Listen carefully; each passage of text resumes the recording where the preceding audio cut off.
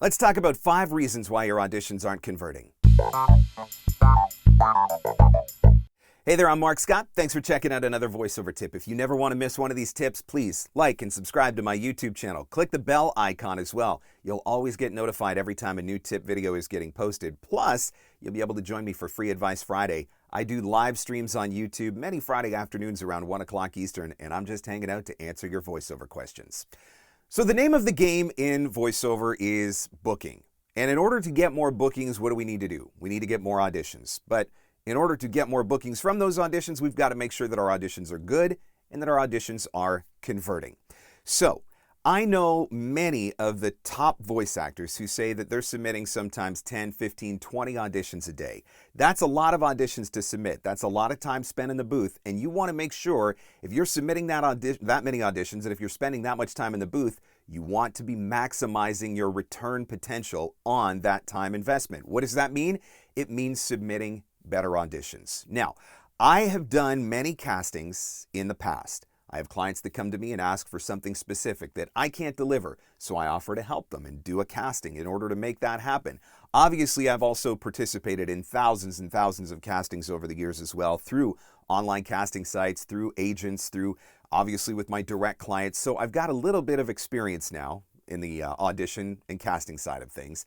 And I want to share some things that I have found over time that are some of the most common mistakes voice actors are making. And if you're making these mistakes, this could be why you're not converting as many auditions as you would like. So let's do it. 5 reasons why your auditions are not converting. And reason number 1, you didn't read the instructions. Part of this game is submitting quickly. I get it. You want to get your audition submitted quickly so that you can get on to the next audition. You want to get your audition submitted quickly because on online casting, for example, you want to be in the top 10 or 15 who have submitted early rather than, number 176 out of 200 possible auditions. So we're always in a hurry. But do not sacrifice the quality of your audition just because you were in a hurry by not taking the time to read the instructions. I can tell you, for me, when I'm doing a casting, part of the reason why I include very specific instructions is to see who's paying attention. If I get your submission and you have not paid attention to the instructions, which I can tell very quickly, lots of times I'm going to throw your audition out. That's part of my vetting process. If I've got 50 voice actors submitting, I don't want to have to sit there and sort through 50 auditions, so I might eliminate 20 people just because they didn't follow the basic instructions that I included. And I can tell you that agents and online casting sites do the same thing. That's part of the vetting process. I have told voice actors in the past, if I can't trust you to follow my basic instructions on an audition, why should I trust you with one of my clients? So always take the time to read the instructions. If that's on an online casting audition, that's going to be in the job description. If that's in an audition that's coming from your agent, there's either going to be an attachment that has the instructions in your email, or your agent's going to summarize the instructions in their email to you. But always take time to read them carefully, read them thoroughly. Always make sure that you are following the instructions. Number 2 on the list, you slated or you didn't. Now this goes back to instructions because usually the instructions will be there. If it asks for a slate, make sure you give a slate. If it says no slate, don't submit a slate. Sometimes we get into habits, right? If you're submitting for your agent on a regular basis and you've got one particular agent that always asks for slates, it's really easy to get into the habit or the routine of just constantly attaching slates to your auditions. But not everybody wants them. So always make sure that you are paying attention. Somewhere in the audition notes or in the casting specs, does it say slate or no slate? Another note on slates as well. Marc Scott, 2 takes. Marc Scott, 3 takes. Marc Scott, ta-da VoiceWorks. Sometimes you're asked for your agent, right? Your name and your agency. Or maybe it's just your name and the number of takes that you've submitted. What I don't want to hear, and what most people don't want to hear, and this has happened before, you know how on an online casting site you have an audition proposal box? It's usually down at the bottom of the screen, and it gives you an opportunity to type a note to the voice seeker. I don't want to hear that in your slate. I have received slates from voice actors in the past that say their name and how many years of experience they have and what kind of studio equipment they have and what their turnaround capabilities are and some of the clients that they've recently worked with. And so now I've got a slate that's 15, 20, 25 seconds long before I even get to the audition. I don't care. Nobody cares. Don't put that stuff in your slate. Make sure that you're reading the instructions. Does it say to slate or not to slate? If it asks for a slate, either slate exactly how they ask you to slate or keep it short, simple, and to the point. Marc's got 2 takes. Number 3 on the list, you attached a file or didn't. Now, this is primarily going to come with agent auditions, but also potentially if you're doing castings with other voice actors. I give very specific instructions on this. And again, there's a reason for it. So sometimes my clients come to me and they say, Marc, can you collect a bunch of MP3s for us? And so in that instance, I'm going to send out an email to some voice actors and I'm going to say that I'm collecting auditions and can you please send me your, let's just say we're doing explainer video casting. Can you please send me a copy of your explainer video demo in an MP3 format? That's what I'm asking for. So what that means is I want a copy of your explainer video demo in an MP3 format. It doesn't mean that I want you to link me to your YouTube portfolio. It doesn't mean that I want you to link me to your website. It doesn't mean that I want you to link me to your voice sampler. And all of these things happen every single time I do a casting. If I'm asking for an MP3, it's because my end client is asking for an MP3. On the flip side of that, if I'm asking you for a link to your website, or if I'm asking you for a direct link to your demo, that's because that's what my end client is asking for. So give the person what they're asking for. Your agents will sometimes tell you to submit an MP3. Sometimes they'll tell you to submit a link. Give them what they're asking for.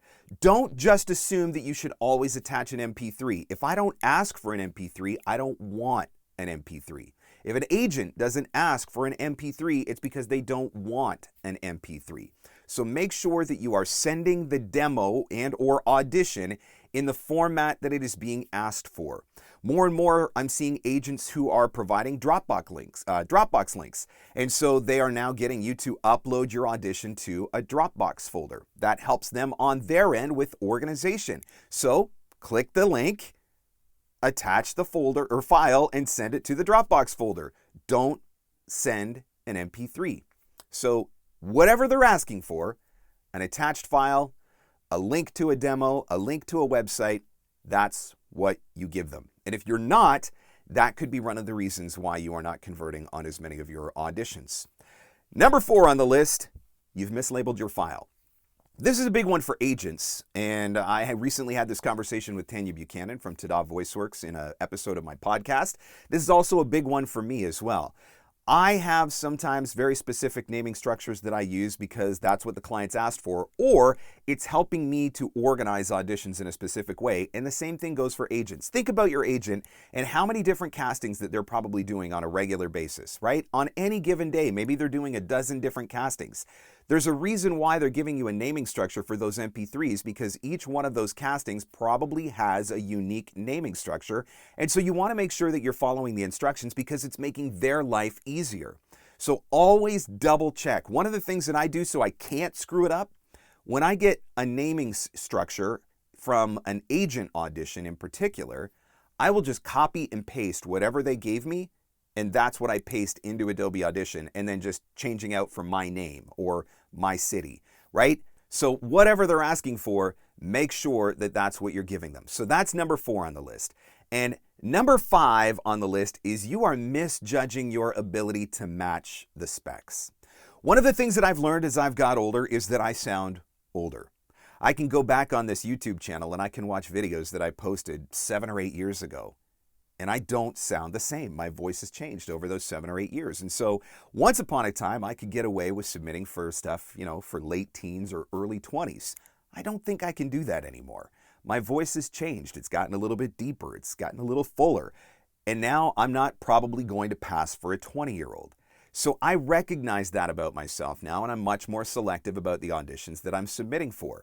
Maybe once upon a time, you had the ability to submit for 20-year-olds, but maybe now you're 50 and you don't have the ability to submit for 20-year-olds like you used to. I have to remind myself sometimes that I'm in my mid-40s now. And so that means that I probably don't fit some of the specs anymore. There's not very much that's hip and cool about me anymore. Ask my kids. So I'm taking those types of things into consideration, and I'm being much more strategic and selective about the auditions that I'm submitting for. Yes, We want to submit as many auditions as possible. More auditions means the potential for more opportunity. But we also don't want to waste our time submitting auditions that we were never going to book in the first place. So as your voice changes, as you age, as your skill and training changes and develops and grows as well, that's probably going to change the jobs that you are suited for, that you are qualified for. So be realistic about what you can and can't do so that you are always making sure that you are submitting auditions that you are a good fit for. So there's 5 things that I see happening on a regular basis. 1, you didn't fully read the instructions. 2, slate or don't slate based on what they're asking for in the audition. 3, attach a file or a link, again, based on what they're asking for in the audition. 4, label the file properly. This one's really easy to mess up, but it's really important. 5, you're misjudging your ability to match the specs. Let me throw in a bonus one as well, because this is another one of my pet peeves. And this goes back to following the instructions. When I do castings, I will ask for a specific subject line. And the reason why I'm asking for that specific subject line is I have filters set up to help me sort auditions into certain folders. Again, it's all about making my life easier on the back end. I have seen the same thing from clients who I do casting or who I do auditions for, and I have seen the same thing from agents who I do auditions for. So in addition to making sure that you are labeling your file correctly, make sure that you are subject line proper. Don't just throw something in there or anything in there. Take a quick look through the instructions to see whether or not they're asking for something specific. A lot of this all comes back to the first one. Read the instructions fully, follow them to the letter. But if you do these 5 things, if you improve these 5 things, I think that you're going to be able to improve your booking ratio.